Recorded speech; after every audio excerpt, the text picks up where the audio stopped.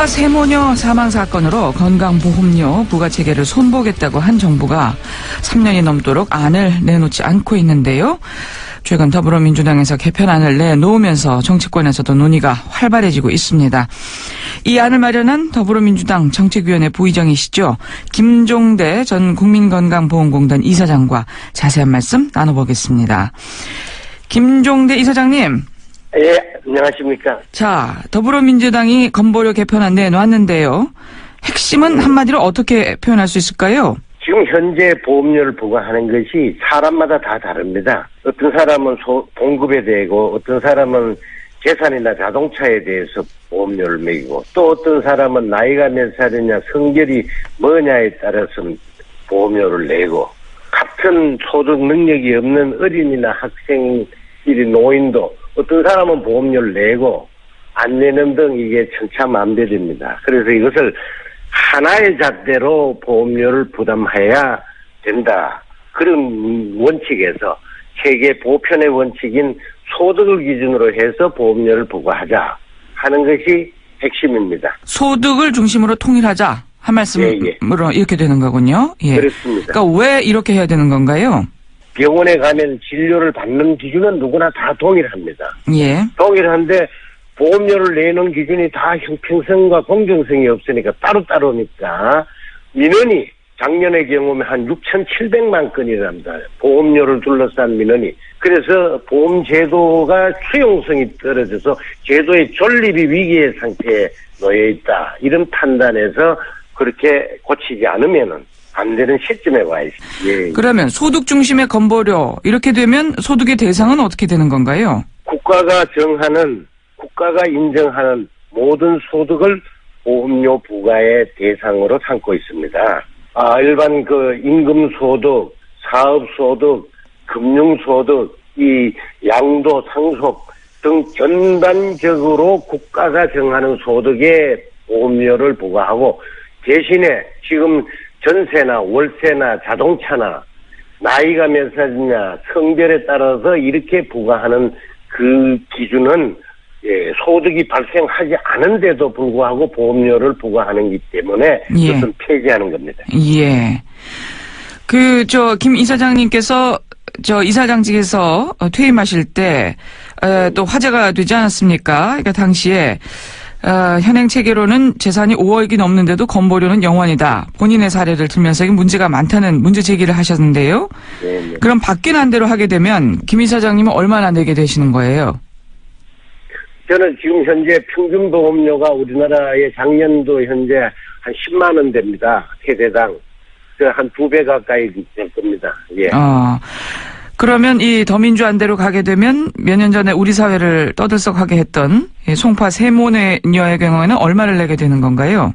아마 그렇게 될 겁니다. 송파 그 당시에 제가 조사를 해보니 송파 세모녀가 소득이 없고 지하천 세박에 사는데 한 5만 원 정도 보험료를 냈습니다. 그러면 이렇게 소득이 없을 경우에는 소득 무자료 세대라고 해서 최저보험료를 부담하게 돼 있는데 작년도의 경우 최저보험료가 아마 3,560원인가 될 겁니다. 그건 정하기 나름이지만은 그 정도 선으로 이제 진행될 것이다 이렇게 보고 있습니다. 예, 최저보험료. 예. 3,000 얼마 요 정도 될 것이고. 예. 근데 당시에는 이제 문제가 됐던 게 한 5만 얼마였었는데요. 예. 그건 왜 그러냐 하면은 전세는 얼마, 월세도 얼마, 그다음 사람 숫자에 따라서 사람이 3명이니까 얼마, 이렇게 나이가 몇 살이니까 또 얼마, 이렇게 보험료를 내다 기준을 설정되어 있으니까 그 기준에 맞추어서 부과를 하다 보니까 5만 몇백 원 이렇게 됐었죠. 예. 소득은 전혀 그 사람의 상태는 고려되지 않은 거죠. 예. 그렇군요. 예. 자, 근데 이럴 경우에 건보 재정에는 문제가 없나요? 이 재정 걱정을 하는 목소리가 가장 높은데요.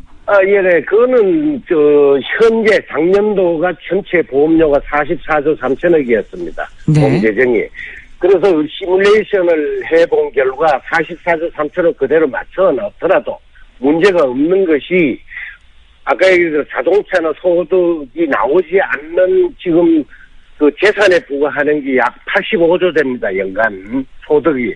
그것을 소득 자료가 있는 세대가 지금 252조가 있기 때문에 이 자동차나 이 보험 소득이 나오지 않는 것을 폐지한다 하더라도 그 부과되는 소득 자료가 있는 게 252조가 있기 때문에 범위가 넓어지기 때문에 이 문제가 없고, 두 번째는 국고가 현재 법에서 20%를 부담하게 되어 있습니다. 정부가. 예. 근데 현재 15%밖에 부담을 안 하고 있습니다. 예. 그래서 이걸 20%로 부담하고 하면은 전체 보험료율을 6%에서 5%로 내린다 하더라도 그 재정은 유지할 수 있다 하는 시뮬레이션 결과가 나왔습니다. 예. 그래서 그런 문제는 걱정 안 하셔도 될 겁니다. 예.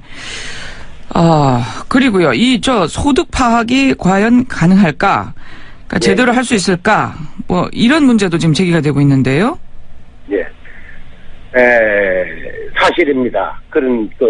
정부도 그런 얘기를 하고 있으니까.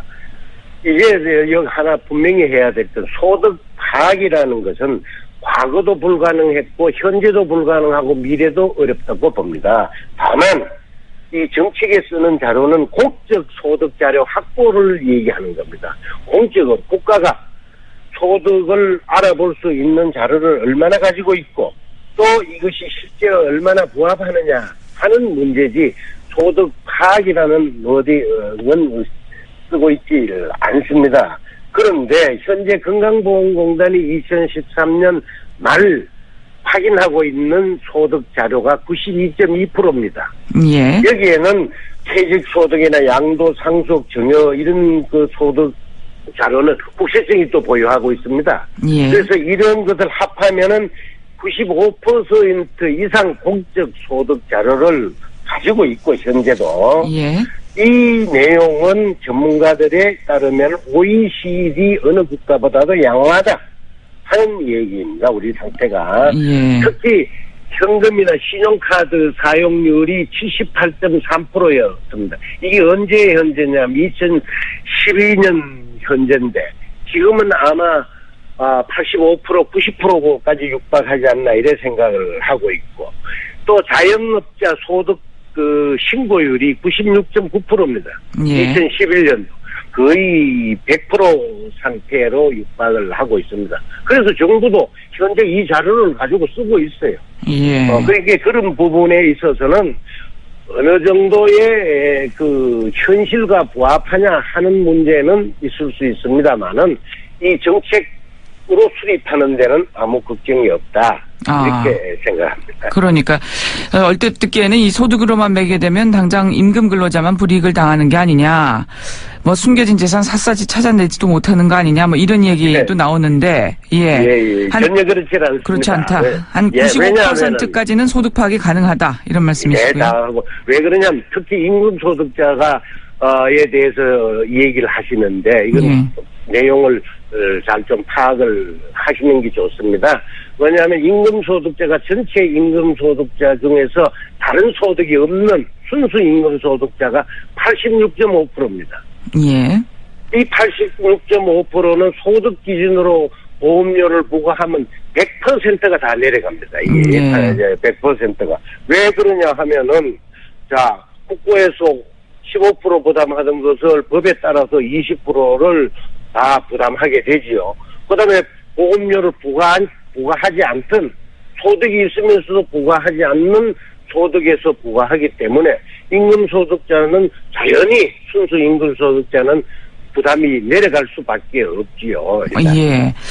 그리고 지금 더민주에서는 이 2,050만 명에 달하는 직장 가입자 피부양제도 폐지하자고 하고 있는데요. 예전에 정부 안을 보면 이 소득이 2천만 원이 넘는 고소득 피부양자에게 보험료를 올리겠다는 개편안을 준비하고 있는 것 같아요. 이건 어떻게 보세요? 글쎄, 근데 정부안은 지금 나오질 않아서 뭐라고 얘기를 할 수가 없습니다. 어떻게 안에 되고 있는지. 저희들은 이 부분은 법을 손대지 않고는, 법을 고치지 않고는 형평과 공정성을 확보할 수 없다. 근데 정부가 지금까지 얘기한 걸로 추론을 해보면은 법은 그대로 놔두고 그 안에서 좀 이렇게 맞춰보자라는 뜻으로 해석이 되는데 예. 그래가지고는 이 보험료 부과의 형평과 공정은 저희들은 달성할 수 없다. 법을 고치지 않고 왜 이 부담의 불형평한 문제가 초래된 원인이 법이 잘못되어 있기 때문에 그런 법에 불형평하게 만들어져 있다 이거죠. 그걸 그대로 놔두고 뭐 재산을 어떻게 하니 그 자동차를 폐지하느니 저 지역 가입자는 어떻게 하느니 이 부분 가지고는 그 문제가 해결될 수 없다 하는 것이 더민주당의 기본 판단입니다. 예. 그러니까 정부는 이렇게 해서라도 좀 무임승차를 방지하고자 하는 것 같은데 말이죠. 예. 근데 어떻게 보면 더민주안보다는 좀 반발이 적을 수도 있지 않을까요? 피부양자 상당수가 납부자로 전환되는 거니까요. 그렇지는 않겠죠. 왜냐하면 현재 지역가입자, 직장가입자, 소보험료 부과하는 기준은 그대로 놔두고 뭐 일부만 또 좀 줄인다고 하면 다른 데 또 그것이 전가될 것이고 그 문제는 오히려 더 확산될 수 있다. 그렇게 저희는 진단합니다. 예. 예. 그렇군요. 어쨌든 지금 정부가 뭐 개편하겠다, 좀 뭐 손 보겠다 하고 난 다음에 뭐 계속 손을 놓고 있어서 이건 좀 상당히 문제인 것 같아요. 예, 저희들도 바라는 것이 이제 저희들이 부가체계 개편안을 국회 입법안으로 제출했으니까 예. 정부나 여당도 빨리 이 문제에 대해서 제안을 해야 된다고 보고 예. 또 더민주당 외에 야당 국민의당이든지 정의당도 이 선거 공약을 다 했습니다. 부가체계 개편하겠다고. 20대 총선에서 다 했었죠. 예. 예, 다 공약을 했습니다. 똑같이 소득 기준으로 하겠다. 예. 하는 기준으로 다른 야당도 다 했습니다. 그러니까 정부도 빨리 국회에서 안을 내서 국회에서 이 논의가 충분히 이루어지기를 저희들이 바라는 겁니다. 예. 더 이상 이 문제를 미뤄서는 안 될 것 같습니다. 그렇습니다. 네. 오늘은 여기까지 말씀 듣겠습니다. 잘 들었습니다. 감사합니다. 김종대 전 국민건강보험 이사장이었습니다.